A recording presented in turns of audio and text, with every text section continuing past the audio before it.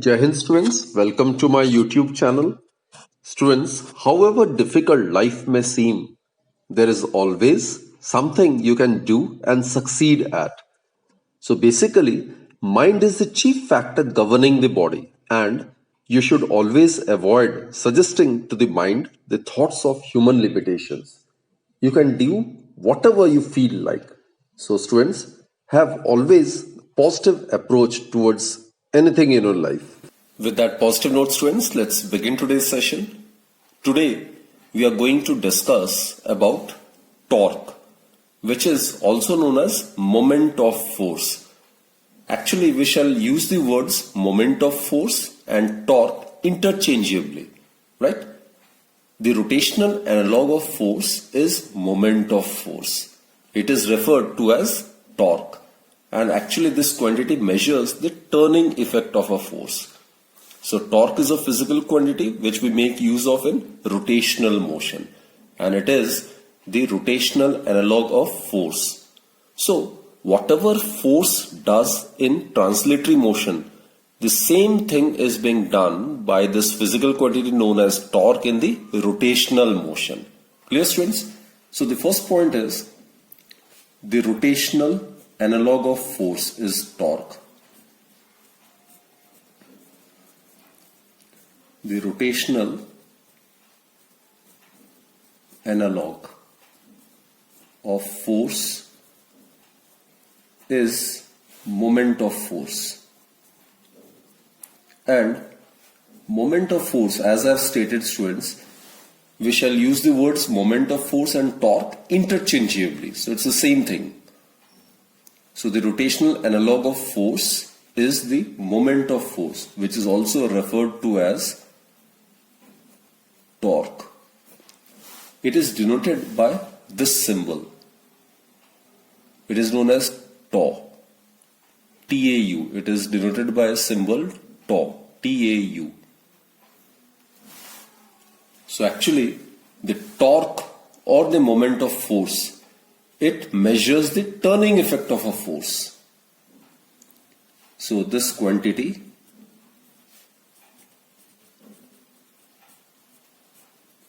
measures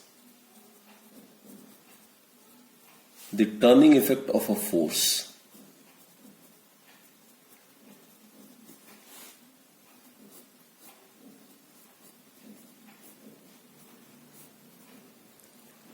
Now, in order to explain it, what we can do is we can consider a rigid body. Suppose this is a rigid body. Let us consider this to be a rigid body, right? And the body is suppose free to rotate about an axis passing through, say, point O and perpendicular to the plane of the paper.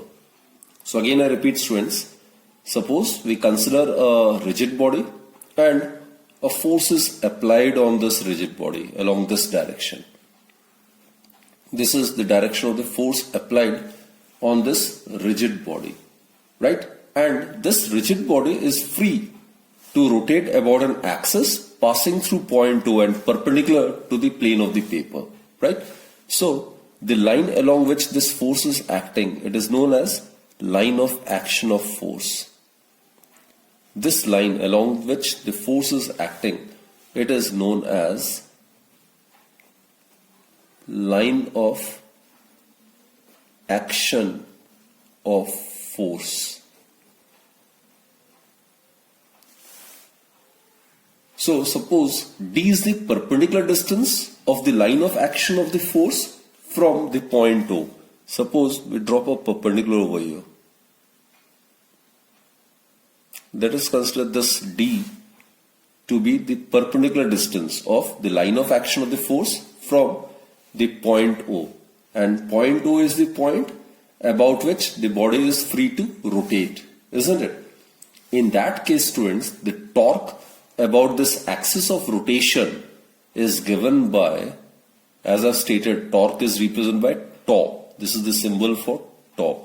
It is given by the product of magnitude of the force and the perpendicular distance of the line of action of the force from the axis of rotation. Clear, students? Now students, torque is a vector quantity. Let us represent the torque in vector notation. Now consider this case. These are the rectangular coordinates x, y and z axis, right? This is the xy plane. Now, if a force F, it acts on a single particle at point P whose position vector with respect to the origin is considered to be r vector, right? Then the moment of the force acting on the particle with respect to the origin O is given by, I'll write it over here, torque. In this case, it is given by r vector cross F vector. It is the cross product or the vector product. So torque being given by the vector or the cross product of two vector quantities, it's itself a vector quantity. R is the position vector, right? It is the position vector with respect to the origin O, and F, it is the force acting on the single particle P, having position vector R with respect to the origin. Clear, students? So in that case, the moment of force, which is also known as torque, in the vector notation, acting on the particle with respect to the origin O is given by R vector cross F vector. Now, regarding its direction, so in that case, we need to find out the angle between these two, R cross F. So this is the increasing direction of R. I am representing it with the help of dotted lines. This is the increasing direction of R, right? And this is the point through which R vector and F vector emanates or originates. So the angle between R vector and F vector is this angle. This is the effective angle between R vector and F vector. Suppose it is theta, and it is to be measured from R to F. It is R vector cross F vector. Students, we have already done the concept of vector product or the cross product, the link of which will be provided in the description section. So in case of any doubt, you can revert back to that particular topic and watch that video so as to clear your concepts, right? So here the angle is to be measured from R vector to F vector, and the direction of torque is given by right hand thumb rule, isn't it? So in that case, if the rest of the fingers curl along the direction in which the angle is measured, then the thumb will indicate the direction of torque. So in this case, torque would be like this. It will be directed along z axis. This will be the direction of torque, which will be perpendicular to both F vector as well as it will be perpendicular to R vector. So torque will be directed along z axis. Clear, students? Applying right hand thumb rule. So in the vector notation, torque is given by R vector cross F vector, and the direction of torque is perpendicular to the plane containing R vector and F vector. That is, torque is perpendicular to both the position vector as well as it is perpendicular to F vector, as we have discussed in the properties of the vector product. Clear? Now let us discuss its SI unit and then its dimensional formula. Now students, torque, as we are aware, it's given by product of magnitude of the force and the perpendicular distance of the line of action of the force from the axis of rotation. Line of action of force from axis of rotation of a body. This is the perpendicular distance. So that is F into D. So SI unit of torque is SI unit of torque or moment of inertia. Moment of force is SI unit of force is Newton. Distance, its SI unit is meter. So it is Newton meter. So that's the SI unit of torque or the moment of force. Now regarding dimensional formula.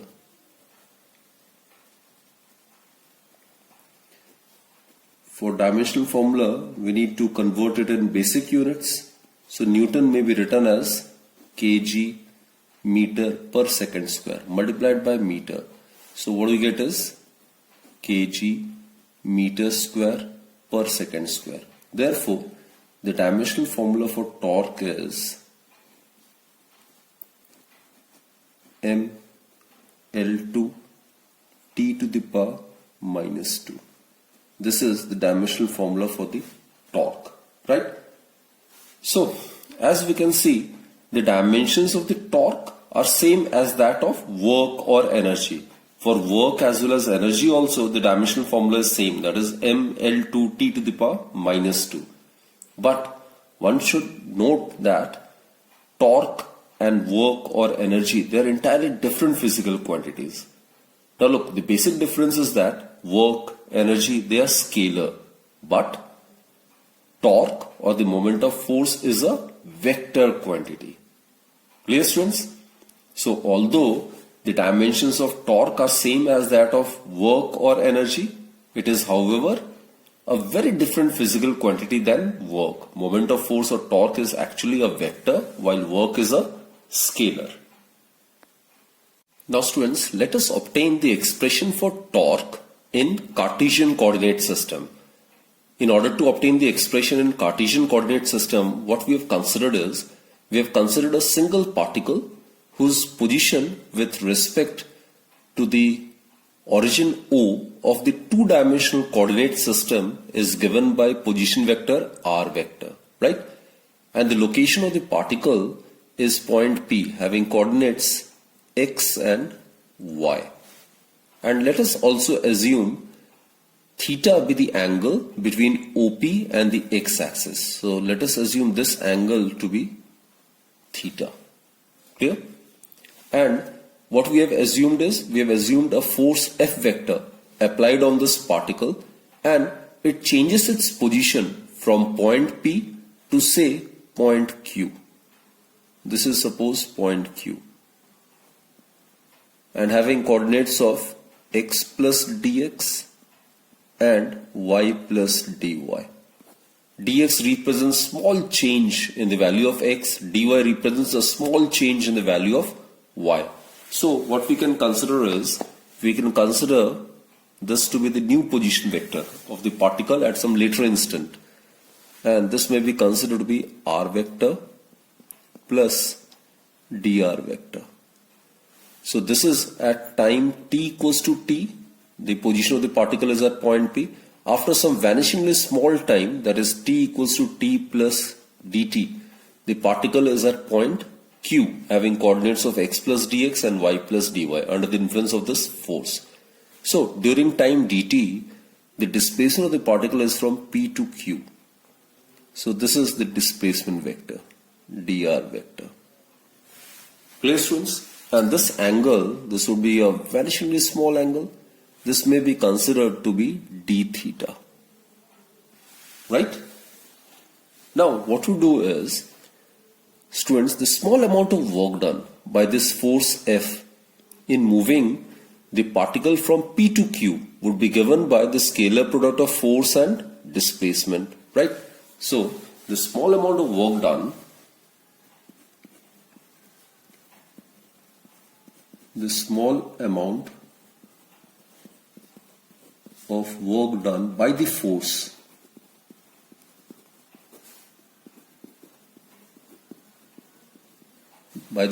F in moving the particle along the circumference of the circular path of radius r from P to Q, in moving the particle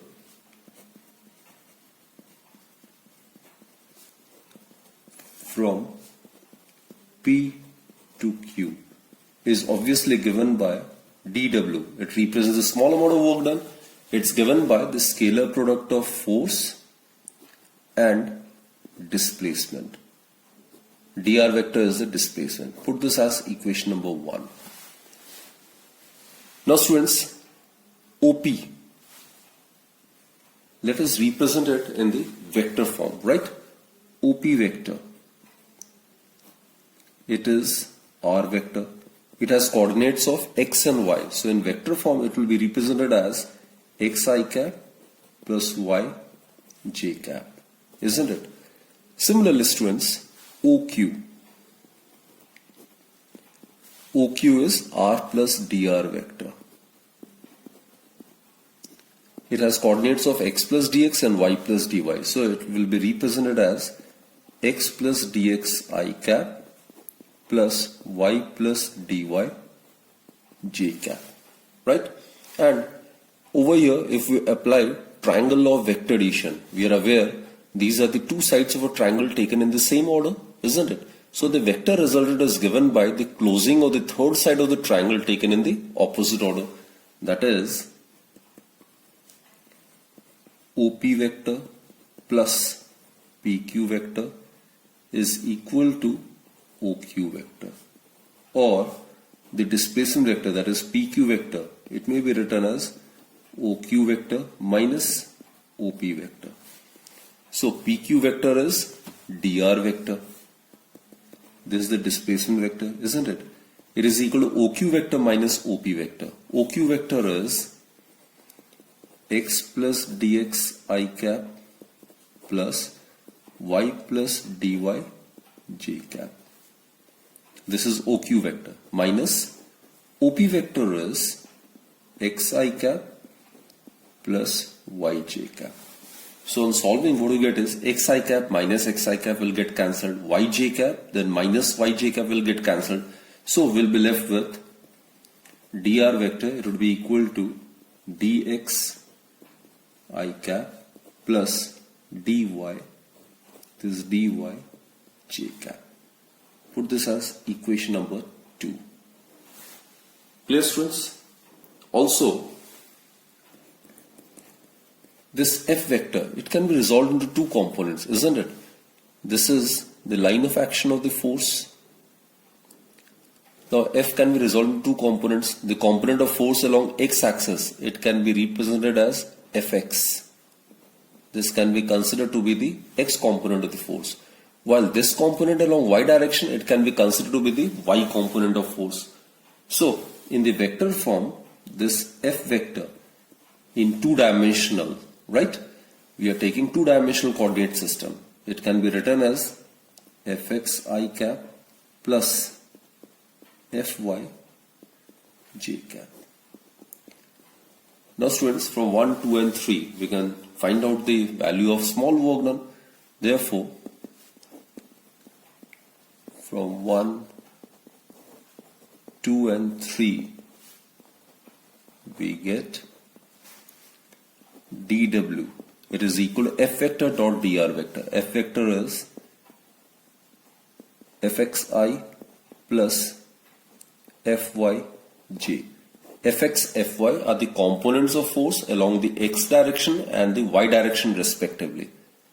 Dot dr vector is dxi cap plus dy j cap. Right? Now we are aware I dot I is 1, I dot j is 0, j dot I is 0 and j dot j is 1.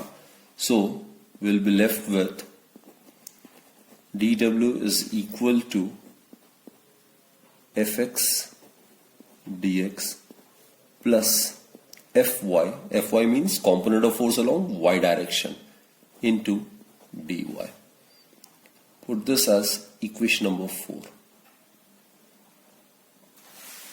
Right, students? Now let us find out the value of dx and dy in terms of d theta. So for that, what we do is, students, let's consider this triangle. If you drop a perpendicular over here, let us drop a perpendicular over here. Right? Let's consider this to be M. So point P has coordinate of xy. Therefore, OM would be equal to x, and PM, this distance, it would be equal to y. And it's a circular path of radius r, right? Here, the magnitude of OP, or for that matter OQ, is equal to r, say. Now consider this right angle triangle. In triangle OPM, I am talking about this triangle, students, OPM, right? Consider cos theta.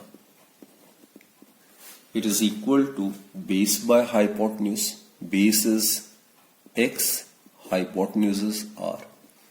That is x equals to r cos theta. Now our main objective is to convert this dx in terms of angular displacement d theta. So if we differentiate it with respect to theta, what we get is dx by d theta, it would be equal to r. Differentiation of cos theta with respect to theta is minus sin theta. So students, what we get is dx is equal to minus r sin theta into d theta. Clear? Similarly, consider in the same triangle, consider sin theta. In the same triangle, sin theta is perpendicular by hypotenuse. Perpendicular is y, hypotenuse is r. So sin theta is y by r. That is y is equal to r sin theta.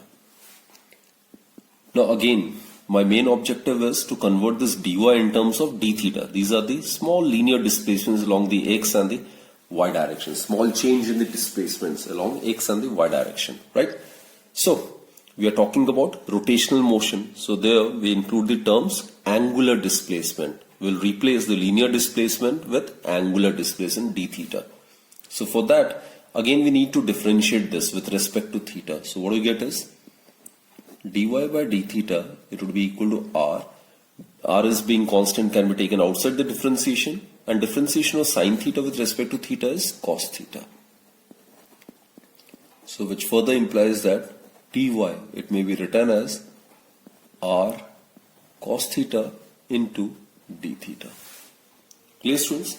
Therefore, from these two, what we conclude is dx, it can be written as minus r sin theta d theta minus r sin theta is y, isn't it? So dx may be written as minus y d theta. And dy, it is r cos theta into d theta. What is r cos theta? R cos theta is x. So we get x d theta. Therefore, students, the small amount of work done by this force in moving this particle from P to Q through small displacement dr is given by, from 4 we get dw, it is equal to, simply substitute the value of dx and dy over here. So what we get is fx into dx. Dx is minus y d theta plus component of force along the y direction multiplied by dy. Dy is x d theta. So actually we can rearrange the terms and we can write it like this. dw is equal to, it can be written as x fy minus y into fx. Fx is the component of force along the x direction multiplied by d theta can be taken as common. Right, students? This is a very, very important expression which we need to discuss, right? Now, this is the small amount of work done. It is given by this physical quantity multiplied by angular displacement. So basically, students, this quantity, this physical quantity, that is x into fy minus y into fx, when multiplied by the angular displacement, will give the small amount of work done in the rotational motion. In the similar manner as force multiplied by the linear displacement gives work done in the translatory motion. So basically what I mean to say is that this physical quantity plays the same role in the rotational motion as force does in the translatory motion. Clear? So this quantity, that is x fy minus y fx, is known as the torque. That is dw is equal to tau d theta. In the rotational motion, work done is given by the scalar product or product of torque and the angular displacement. Torque when multiplied by angular displacement gives the work done. In the similar manner as force multiplied by linear displacement gives the work done in the translatory motion. So basically, this physical quantity, which is x Fy minus y Fx, plays the same role in the rotational motion as force does in the translatory motion. So this is the expression for torque in the Cartesian coordinate system when we are considering a two-dimensional coordinate system, whereby we are considering the particle to be moving in the xy plane about an axis passing through point 2 and perpendicular to the plane of the paper, right? So in that case, torque is given by x Fy minus y Fx. So this is the expression for the torque in Cartesian coordinate system when the body is assumed to be moving in the xy plane about z axis. So students, we have obtained the expression for the torque as x Fy minus y Fx. Fx and Fy are the components of the force acting along the x and the y direction respectively. And here I am again repeating, we are considering the case of a body moving in a circular path under the influence of force F in the xy plane about z axis. That is, we are considering two-dimensional rotational motion, right? So students, the work done is thus given by tau d theta. This is tau, which is given by x Fy minus y Fx. Now what to do is, if we differentiate it, or if we divide it rather by dt, we get dw by dt. It is equal to tau d theta by dt. That is rate of doing work, that is known as power, right? And this is torque. And d theta by dt, this is the angular displacement, this is the time. The time rate change in the angular displacement, that will give us angular velocity. That is represented by omega. It's like this. So this is again a very, very important formula. So this is the expression for the power in rotational motion. Therefore students, the average power is given by the product of the torque and the angular velocity. That is, the average power is given by the product of torque and the average angular velocity. Average angular velocity. Right? Now students, let us express torque in terms of the polar coordinate system.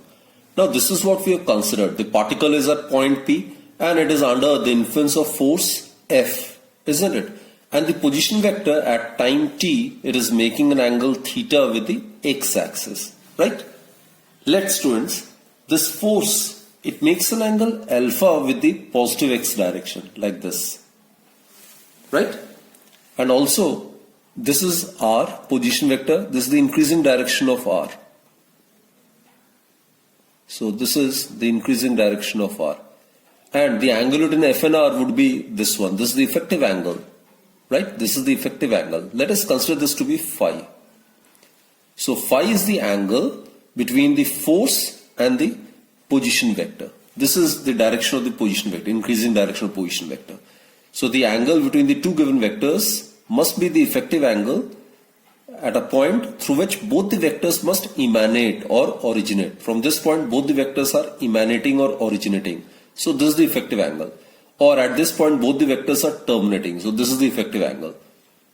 And these two being vertically opposite angles must be equal. So theta is the angle which the position vector OP vector of the particle at point P at instant t makes with the x-axis. Alpha is the angle which the force vector makes with the x-axis. And phi is the angle which the force vector makes with the position vector. That is, the angle between F vector and R vector is phi. Right, students? Okay.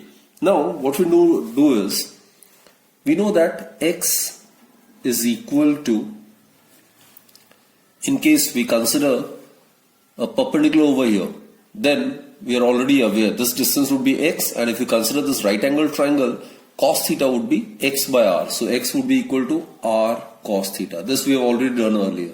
And y is equal to r sin theta, isn't it? Also, we need to get the value of fx and fy. Now, if this f vector is resolved into two components, then this component along the x direction, it will be the component of force along x axis. It will be f cos alpha, isn't it? While the other component, which will be along the y axis, this is the component of force along the y axis. This component would be, students, fy, and it will be equal to f sin alpha.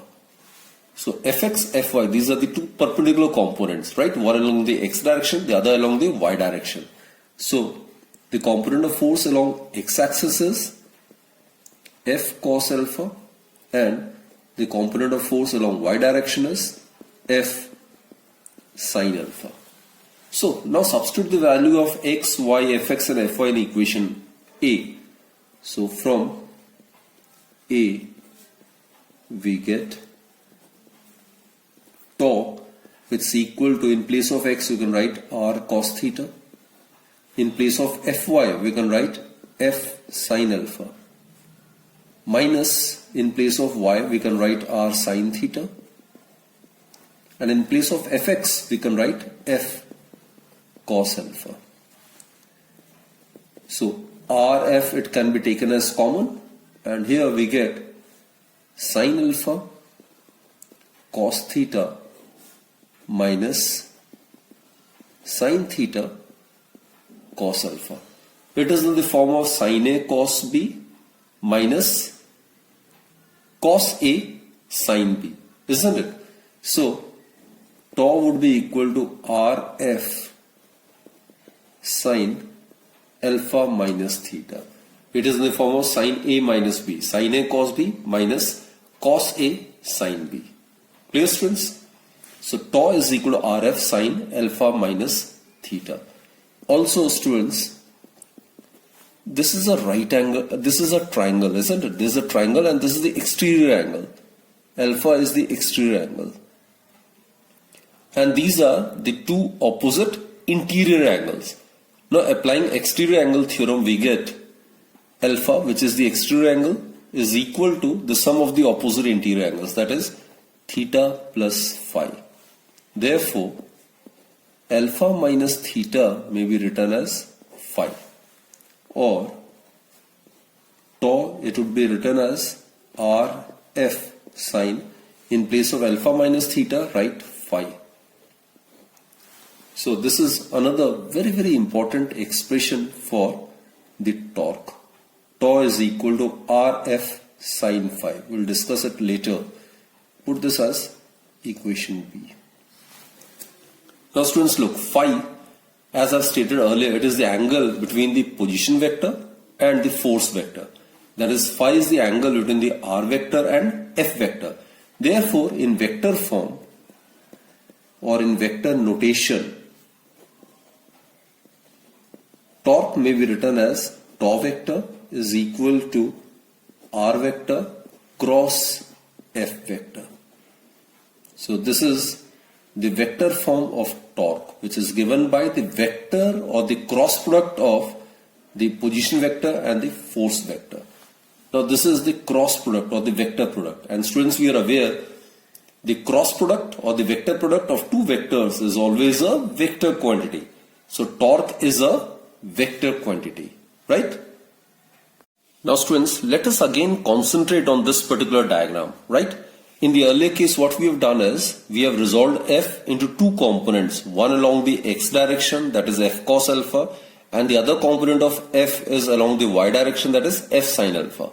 Now what we'll do is, let us resolve f into two components, one along the increasing direction of the position vector and the other perpendicular to the position vector, right? So if we resolve f into two components, this component of force along the direction of the position vector, that is along the radius, isn't it? So it is known as a radial component. It is represented by f FR. It is the radial component. So the component of F along the position vector, along the radius vector, it is F cos phi. Phi is the angle which the force vector makes with the position vector, right? And students, the other component would be perpendicular to this radius vector or position vector, and this component is known as the transverse component. This is perpendicular to the position vector. This component is known as the transverse component, and it is represented by F theta, and it will be equal to F sin phi. Clear, students? So in this case, what we have done is we have resolved this force F into two components, one along the direction of the position vector, the other perpendicular to the position of the radius vector. So the component of force along the radius vector is known as the radial component of force, and that is F cos phi, while the component of the force perpendicular to the position vector or the radius vector is known as the transverse component of the force, and it is F sin phi. So basically, F theta is equal to F sin phi. It is known as the transverse component of the force. It is the transverse component of force, and it is perpendicular to the radius vector or the position vector, right? While on the other hand, students, the other component is known as the radial component of the force.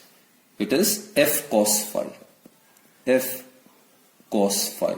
It is known as the radial component. As the term suggests, it is along the direction of the radius vector. It is the radial component of force and is along R vector, that is along the radius vector or the position vector, right? So from B, it's pretty clear that from equation B, it is pretty evident that tau is equal to R. In place of F sin phi, we can write F theta. So basically what we have concluded is that torque is contributed entirely due to the transverse component of the force, and the radial component of the force, that is F cos phi, do not contribute anything towards the torque. It is only and only the transverse component of the force that contributes towards the turning effect of the body, that contributes towards the moment of the force, or that contributes everything towards the torque. Clear, students? So torque is given by the product of the transverse component of the force and the distance from the axis of rotation. Clear? Therefore, torque is given by this is F theta is the transverse component of force. It is transverse component of force and product of transverse component of force and R. R is the distance. It is the distance from the axis of rotation. It is the distance from point to from the axis of rotation.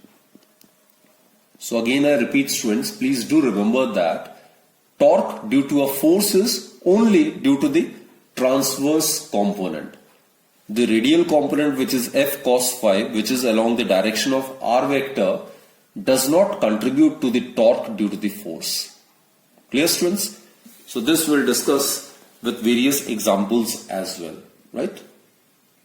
Students, these are the various expressions for the torque which we have obtained till now, right? Tau is x Fy minus y Fx. It is also given by Rf sin phi. Phi is the angle between R vector and F vector. In the vector form, it is written as tau vector is equal to the vector product or the cross product of R vector and F vector.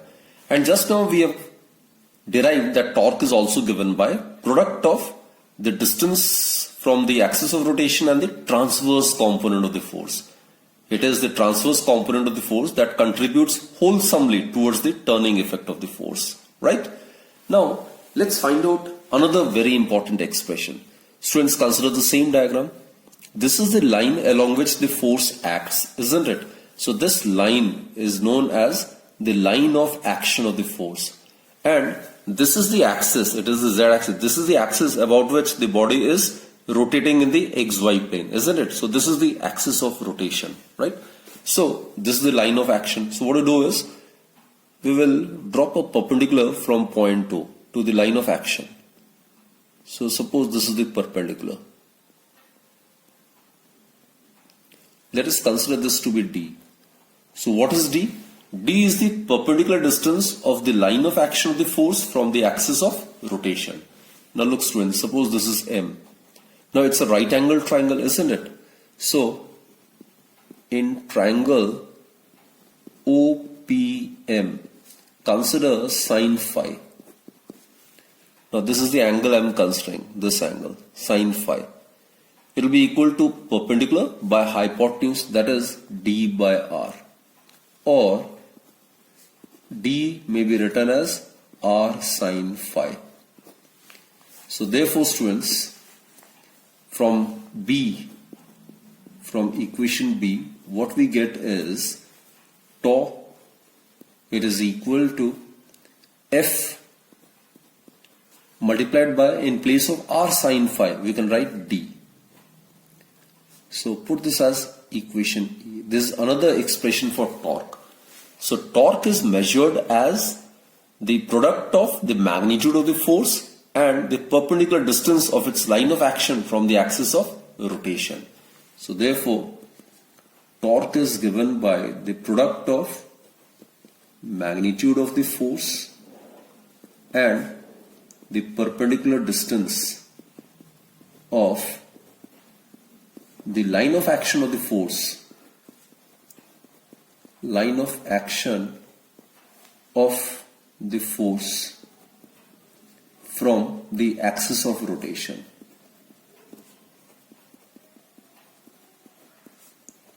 So students, this is another very important formula for the torque. So these are the 5 different formulas for the torque which can be easily derived. Right students? So now let us discuss some special cases.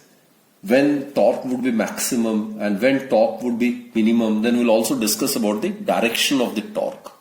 Now students, torque is maximum when R is maximum. It is pretty evident from either of these expressions, right? When R is maximum, torque will also be maximum. I'll give you an illustration. Suppose students, this is a door, right? This is a door and this is the edge of the door. And this is the axis of rotation. It is the axis of rotation of the door. So the door can be rotated about this axis of rotation, right? And it is our common experience that a door can be opened or closed by applying force at the edge of the door, right? Rather than somewhere in the middle of the plank of the door.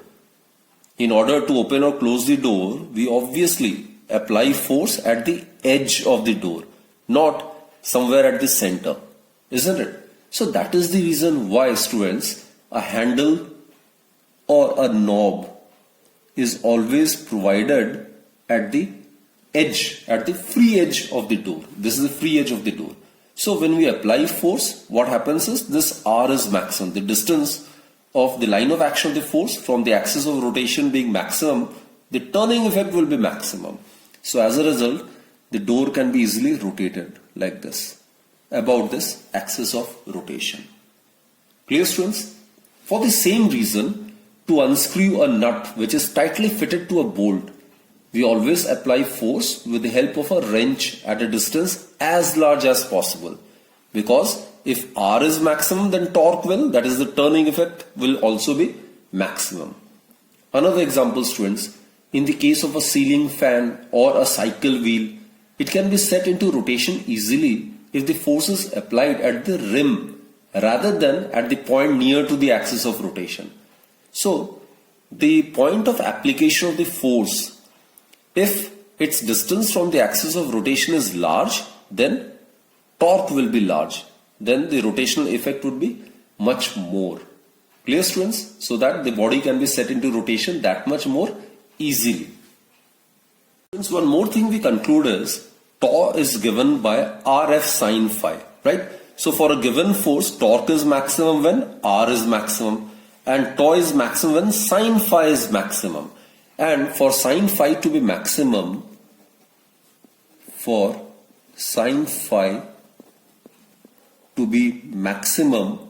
the maximum value of sine phi is 1, which implies that phi would be equal to 90 degree. And phi is the angle between r vector and f vector, which implies that f vector must be perpendicular to r vector. Clear, students? It is under this condition that the torque will be maximum. Clear? So again, it is our daily experience that when the force is applied on a door in a direction perpendicular to the plank, this is the plank, and we apply a force along this direction, suppose along this direction, which is perpendicular to the plank. This is the plank and this is the perpendicular force, right? In this direction, if the force is applied, and this is r vector, so the angle between f and r becomes 90 degree.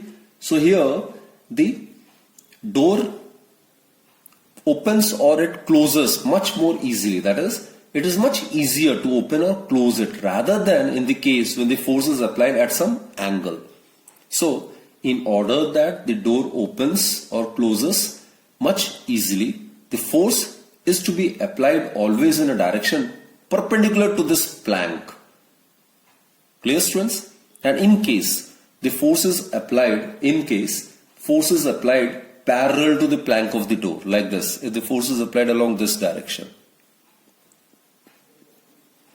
So in this case, what happens? F and R, they become parallel, the angle between them becomes 0. Phi 0 means sine 0 will be 0, so torque will be 0. So no turning effect will be produced.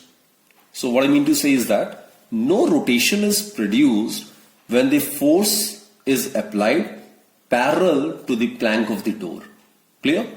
For this reason, students, centripetal force does not produce any turning effect. I again repeat, students, centripetal force does not produce any turning effect. It is because centripetal force always acts along the radius. So the angle between the centripetal force and the radius vector is always 0 degree. And sine 0 is 0, so torque would be 0. So no turning effect is produced by the centripetal force. Let us discuss the direction of the torque vector. As already stated, torque due to a force is a vector quantity as it is given by the vector or the cross product of the two vectors, right? So tau vector is equal to r vector cross f vector, and the direction of the resultant of the cross product of the two vectors, it's given by thumb rule, right hand thumb rule, isn't it? So here also, this is r vector, we can apply the same rule over here. This is r vector, and r cross f means angle is to be measured from r to f, like this. This angle is considered to be phi. So in this case, students, if you apply this rule, the rest of the finger should curl along the direction of phi, isn't it, from r to f. In that case, the thumb represents the direction of r vector cross f vector. That is, it is along z axis, which is the axis of rotation. So the direction of torque is perpendicular to the plane containing r vector and f vector. Clear, students? So this is the plane of the paper which contains r vector and f vector. So the direction of torque would be perpendicular to the plane of the paper, and it is found to be along this direction, that is along the axis of rotation, along z axis. So tau vector should be perpendicular to r vector, and it should be also perpendicular to f vector, and it acts along the axis of rotation.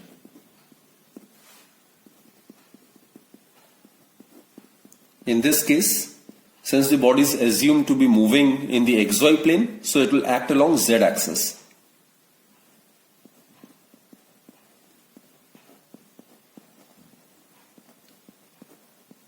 Okay, I will further elaborate it. Suppose, students, I'll further elaborate it with the help of this diagram. Suppose this is force vector, and let us consider this to be r vector. Right? Now, r cross f is to be measured. So, the orientation of the angle should be from r to f, like this. Right? So, in this case, the direction of the torque would be perpendicular to this. This is the axis of rotation, and this is where the direction of torque would be. It would be equal to r vector cross f vector. It is perpendicular to both f vector as well as it is perpendicular to r vector. So in this case, this is considered to be xy plane, and this one is considered to be z axis, that is along the axis of rotation. Now students, let us find out the x, y and z components of the torque, right? We know that torque is given by cross product of r vector and f vector, isn't it? So, in case we write it in the components of torque r and f in x, y and z axis respectively, then tau may be written as tau x I cap plus tau y j cap plus tau z k cap. I, j, k cap, these are the unit vectors representing the direction along x, y and z axis respectively. Tau x, tau y, tau z. These are the x, y and z components of the torque. Similarly, r vector. I mean, in case the body is moving in the 3 dimension, then r vector, it will have coordinates of x, y and z. So in the vector form, it will be represented as xi cap plus yj cap plus zk cap, right? Cross product, this is the cross product. F vector. Now, if fx, fy, fz are considered to be the 3 components of force along x, y and z direction respectively, then f vector in the vector form may be represented as fx I cap plus fy j cap plus fz k cap. Clear, students? Now, we are aware to solve this, isn't it? Let's make use of this method. We have already done it in the cross product or the vector product of 2 vectors. As I've stated earlier, in case of any doubt regarding the vector product or the cross product, I have given the link of that lecture in the description section, right? So you can fall back on that particular lecture to clear your concepts. So now what to do is, let's solve it. I cap, j cap, k cap. First you need to write the coefficients of r vector. So coefficient of r vector, it is x, y and z. While f vector it is fx, fy and fz, right? So let us solve it. So I cap, it will give us, we'll cross multiply it, y into fz minus z into fy. So it will be y into fz minus z into fy, right? Central term, it's negative coefficient minus j cap. This we have already done in the earlier session, right? J cap. So it will be x into fz minus z into fx plus k cap. It will be x into fy minus y into fx. Clear, students? So therefore, tau x I cap plus tau y j cap plus tau z k cap, it is equal to y fz minus z fy I cap plus, in order to replace this negative sign by positive sign, we need to interchange these terms. So we can write over here as zfx minus xfz j cap plus xfy minus yfx k cap. Now students, comparing the coefficients of I cap, j cap and k cap on both sides of the equation, we get tau x, it is equal to yfz minus zfy.